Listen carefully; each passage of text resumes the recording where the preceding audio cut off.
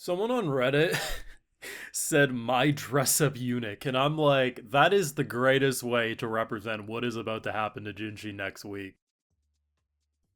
Round of applause for that one. But you gotta admit, the Apothecary Diaries is probably one of, if not the only anime that can pull off episodes like this, season 2, episode 4, or episode 28. Because at the end of the day, you could really sum this episode down to characters stand around talking about mirrors, and then we go down a trip of memory lane trying to look at this old hag and wonder how in God's name did she come across as this goddess. Even assuming she was hot back in the day, what was it about her specifically that made people weep tears of joy as she cries pearls out of her eye? Like, that was basically this episode. And I unironically mean it. This was flew by, blink of an eye. Like 6-7 minutes maximum is what this episode felt like. I was actually kind of surprised when the credits rolled because I thought at least 5 more minutes. Nah, it was over. There's the thing about this show, and I think the thing I can't get out of the back of my mind, is when watching season 1, given that each half of the season covered a novel, right? I know probably by like episode 10, 11, 12, a lot of the little moments we've seen now over the past few weeks are going to come back into play, because that's seemingly the formula. But I genuinely question, like, what is going to be the first big moment? Because it's going to blow us away. And as they handle this detective series in some of the most outlandish ways that land so elegantly, whatever they're building into is going to be exciting. And I'm sure there's going to be a lot of stuff from season 1 too that's going to come back into play. I mean, we still have a girl who faked her own death. That's still out there. I mean, they're even in this season talking about people, covering up bodies. There's a lot that's going to happen. But yeah, I ain't going to lie. I'm very excited to see my cute boy Jinshi jumping around dressed up as a girl, and probably everyone being incredibly swayed by his elegance.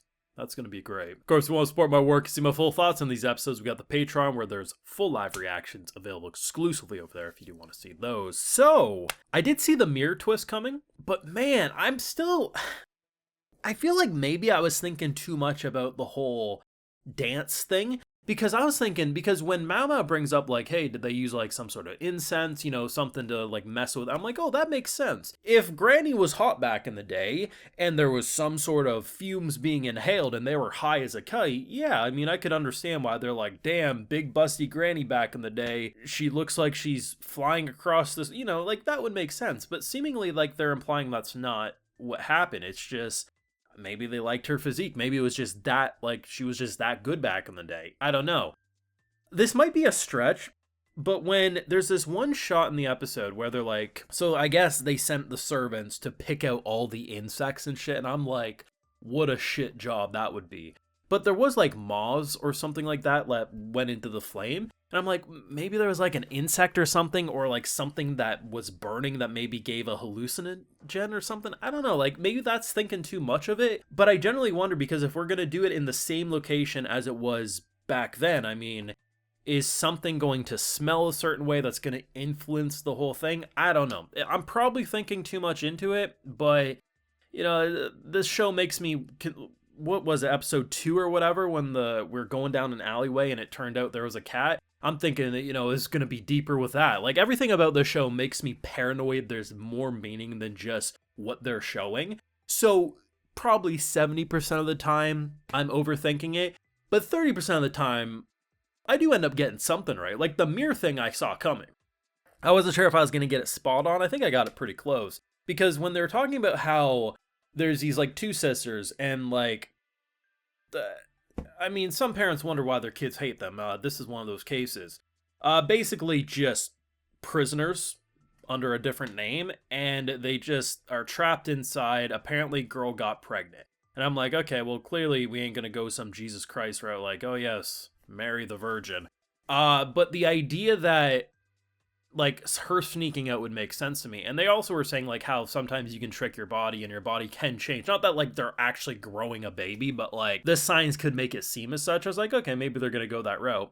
No, it seems like she was getting her ass clapped behind father's back here, and honestly, it's a pretty brilliant way they did it. I generally wonder if they would take turns, or if just one sister was just always trapped inside. But the idea of the episode was literally called Mirrors, and I was like, okay, I was thinking the name of the episode was gonna relate to like self-reflection, something like that. But the idea of how she, like, I wasn't sure exactly how it would work, but my theory was if they're at enough of a distance, a mirror could probably indicate and make it look like, well, there's more people than there actually is.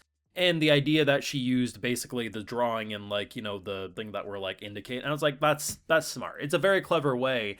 I was thinking they were initially going to go the route of there was a secret tunnel underneath their home. I don't know. But how would they end up, digging a tunnel if they were constantly under surveillance?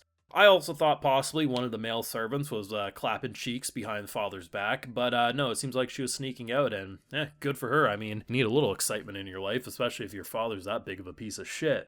But overall, it was a good episode. It had some funny moments too. I mean, Mao Mao just like reflecting on the fact that like, well, yeah, Jinshi would work because, he's very attractive, but it'd be awkward if he had to go and perform in bed. Definitely would be exposed.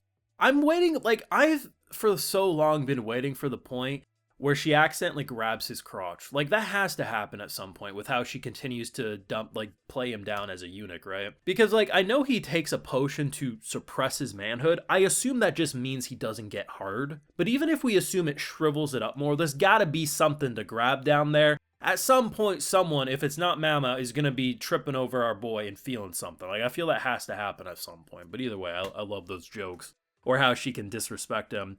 And the fact that Jinshi, this just highlights that if they ever do get married, this woman's never gonna get jewelry. She's never gonna have a normal present. Our boy is gonna, like, on an anniversary, roll out with deer testicles, and she's gonna be smiling and drooling like, oh my god, my husband, my love, you know me so well. She got a bare gallbladder. And it was like she opened up a new car for Christmas.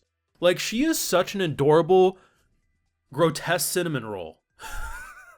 But we love her for it, man. Very simple episode at face value. Hell, even when you dig into deeper what happened, you could really dumb this episode down into very simplistic storytelling, but the simplicity just comes across so intelligent because, yes, this is just a daily life adventure of these characters in this kind of servant area and, who's doing who with what, and just, it's a mess, but it all comes together by the end of an episode to be like, that was really enjoyable. But then you remember in the back of your mind that this will then relate to something deeper, long term, and it just becomes the Apothecary Diaries, and that is freaking fantastic. But definitely one of the only shows that could get away with talking about mirrors and what Granny used to do when she was hotter back in the day. And I'll say that was actually 10 out of 10. Let me know your thoughts down below, though. Leave a like if you enjoyed, subscribe if you're new around here. Of course, ring that bell, and like I mentioned, got those full live reactions over on Patreon. And hey, while you're over there, I'll also give you a video shout out. Alright, so today we got Extras Ghoul, Jeff, Dawn, Chemist, Squealton, and we also have more Rudd. So I appreciate the support, everyone. Please take care, and you'll have a good one.